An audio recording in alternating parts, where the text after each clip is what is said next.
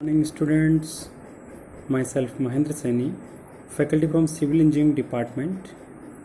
We would clear the topic of the wind and seismic analysis of 6th semester Civil Engineering.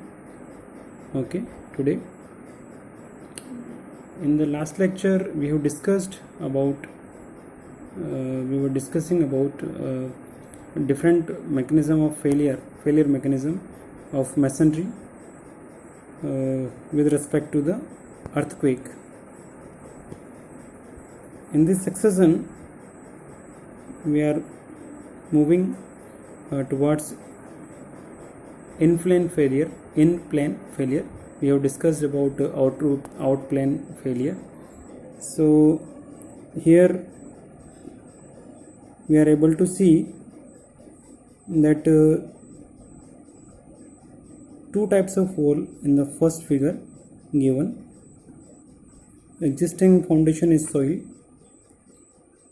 above which wall is constructed.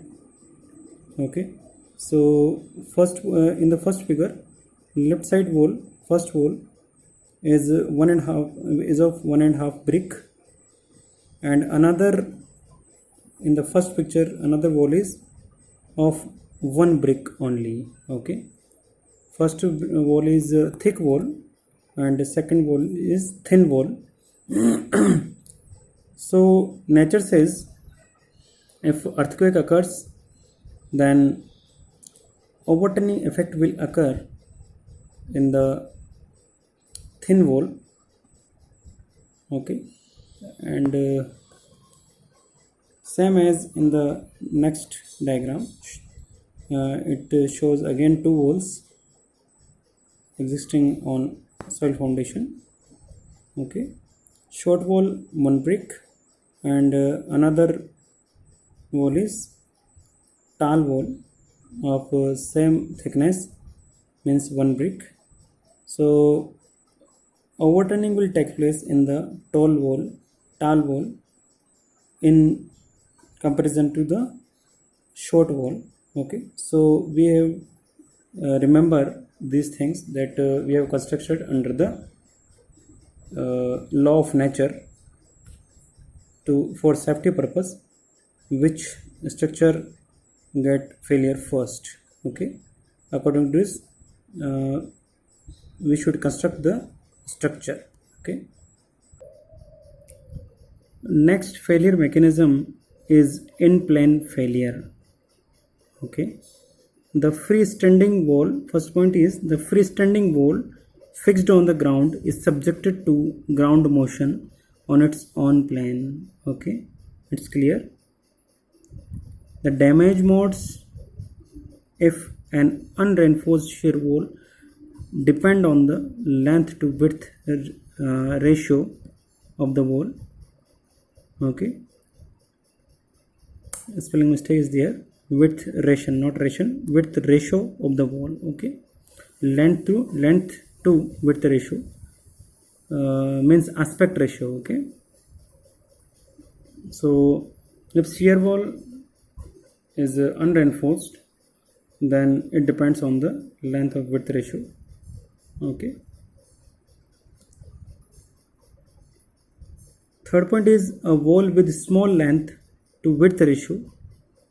A wall with small length to width ratio will generally develop a horizontal crack due to bending, tension, and then slides due to shearing. Okay, so these defects will occur in case of a small length to width ratio, small length to width ratio. Another point is a wall with moderate length to width ratio and a bounding frame diagonally cracks due to shearing.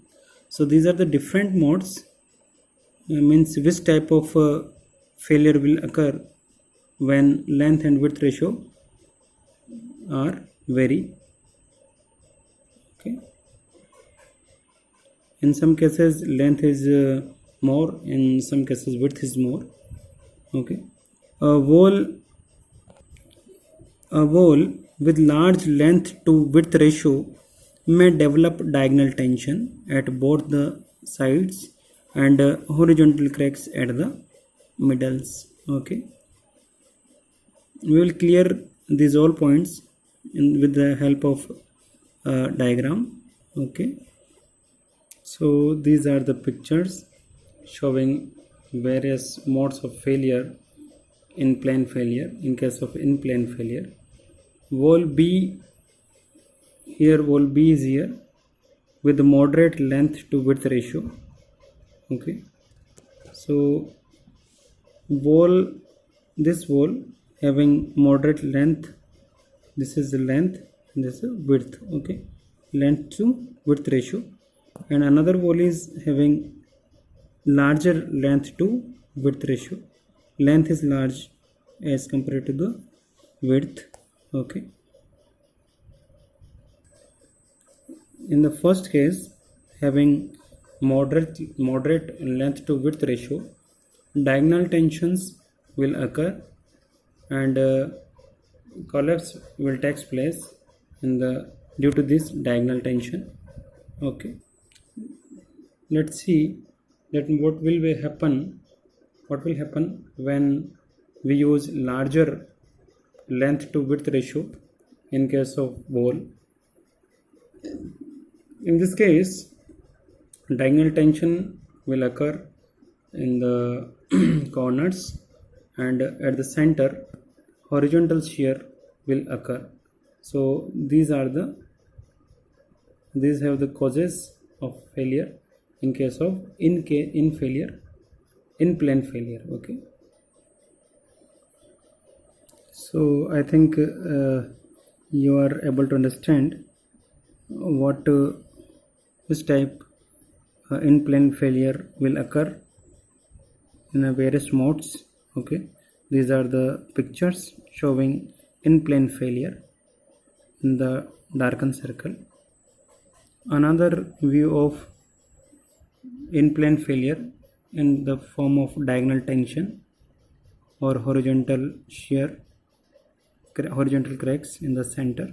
Okay, generally sliding shear occur in the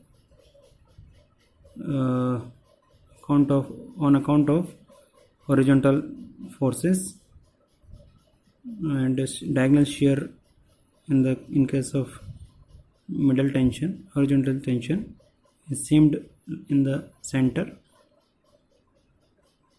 Okay, then another different modes of failure in plane failure in the masonry wall. I think you can very well understand all those failure. And this picture showing out of plane failure. Okay, so these are the effect of in plane damage on out of plane strength of unreinforced masonry wall or shear wall. So these all are out of plane failure at various places during earthquake. Okay, as you are able to compare these pictures in case of in plane failure, in case of out plane failure. Out plane failure are much dangerous in case of in plane failure. Means total collapsing will take place during out plane failure. Okay, this is the another view of out of plane failure. Okay, in the first picture the roof slab completely settled down. Okay, and in the second picture wall failure will take place due to the existing unsustainable load occurs at the roof, and complete wall failure will take place during earthquake. So you can easily understand that what are the in plane failure, what are the out plane failure. we have shows all pictures regarding this. Thank you very much.